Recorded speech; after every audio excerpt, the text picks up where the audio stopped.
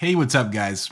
Alex here with a new video, and today we're going to be doing my review on the new Sigma 50mm f2.DG/DN contemporary lens. I actually got the luxury of testing this lens for the Sony E mount and Leica L mount, so I have both perspectives and I'm really excited to share my thoughts. If you're new to the channel, I am a portrait photographer based out of Orlando, Florida, and I primarily shoot with Sony and Leica. Like I do with all my reviews, I will be including raw samples of images I've taken with this lens for you to download and play with yourself, and you will find those in the description down below. Description box down below. I will also be showing images throughout the video that have been edited with my preset, and if you're interested in that, that is also in the description box down below, so feel free to check that out. Now, I will say Sigma did loan me this lens for review. They did not pay me, and they did not tell me to say anything about this lens, nor do they have to see this video before I post it, so everything you're going to see here are my thoughts and opinions after using this lens for give or take 3 weeks. Let's get started. Like I do with all my videos, I will be talking about 3 things primarily: price and build quality, autofocus, and then we'll wrap it up with image quality.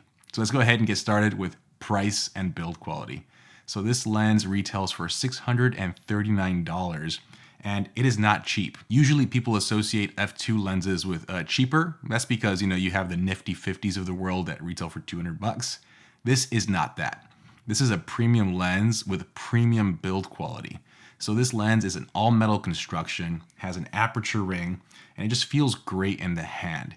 It's small, it's compact, and it just feels, like I said, high quality, and there's really no other lens like this on the market. When you look at other competitors in the f2 range, you have the Panasonic f1.8, which is also a great performer. That lens is made out of plastic and feels like it's made out of plastic. When you look at Sony and Canon, they do have their nifty 50s, which again, cheaper lenses. Leica just actually announced a Summicron f2 SL lens, which I've done a video on, or several videos on this channel, and I will be comparing it with this lens on the next video because it is the closest lens like this one on the market. They're both made out of metal, they're both f2, they both feel great. The Leica lens is obviously a lot more expensive. But in the end, it's $639, which means if you're looking at this lens, or if you're interested in this lens, you're totally comfortable shooting at f2, and you want to reap all the benefits of shooting at f2, which means small, compact, and lightweight. You also have the 50mm f1.4 by Sigma. That lens is about $200 more than this lens, but it's also maybe about 3.5 times bigger, and of course, heavier. As far as build quality, like I mentioned, I have 0 complaints. It feels good, the aperture ring is clicky, and like I said, there's no other lens like this on the market. When you pair this lens with the Leica SL system, you get the closest M experience on that system that you can get. And I say that because this lens mimics the M experience. You have the aperture ring, all metal construction. It matches the SL body because the SL is made out of metal, and you have autofocus. It is a phenomenal experience shooting this lens with the SL, and I highly, highly recommend you try it out because it's like a match made in heaven. I'm not as high about that on the Sony because, and I gotta say this, I think Sony has the best cameras on the market. You can't beat them as far as technology, autofocus, image quality. Unfortunately, they don't feel great in the hand. They feel plasticky. I'm not the biggest fan of how they feel in my hand. So this lens, it's a premium lens, doesn't necessarily change the grip, right, with the Sony. It balances well, but it's just hard to get super excited the way I do with the SL system. Anyways, let's move on. Autofocus. Now, shooting this lens with the Sony system and E mount, it feels like a native lens. It is fast, it is accurate, and I don't think I ever missed a shot. It feels like a native lens, and I think that's the best compliment I can give it.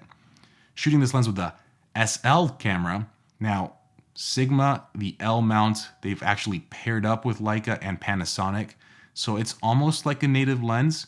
And on the SL system, again, it felt like a native lens. The autofocus did not miss, it was quick, it was snappy, and it was accurate. So for autofocusing, I have nothing but positive things to say, and I had a great experience. Image quality. Look, we're gonna go 3 for 3 here, y'all. This lens is incredible. At f2, it is incredibly sharp. The biggest thing I was really impressed by is, Sigma produces sharp lenses. Like, no one can deny that. Lately, like with their latest 51.4, shooting that lens wide open did produce some purple and green fringing in the backgrounds. It wasn't the biggest flaw or issue, but you can see it. This lens shooting wide open at f2, you really don't see any purple fringing or green fringing in the bokeh. It is really, really controlled, and I was really, really impressed by that. At f2, the bokeh also looks great. It's smooth, creamy.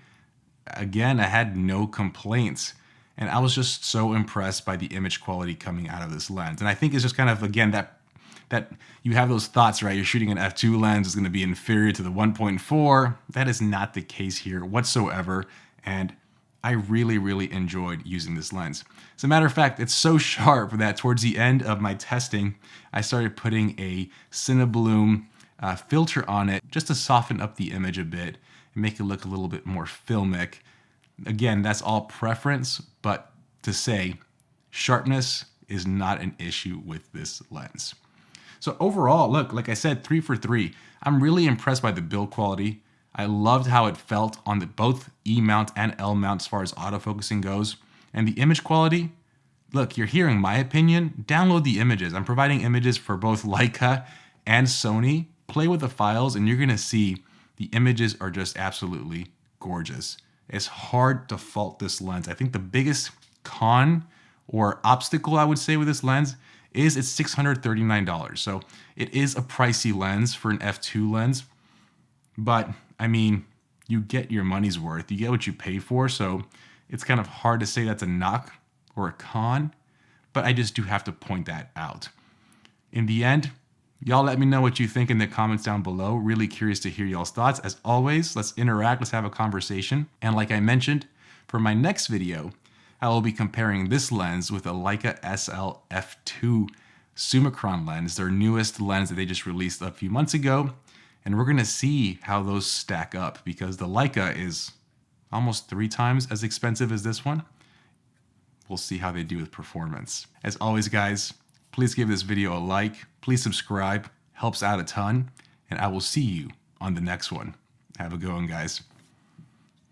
Peace.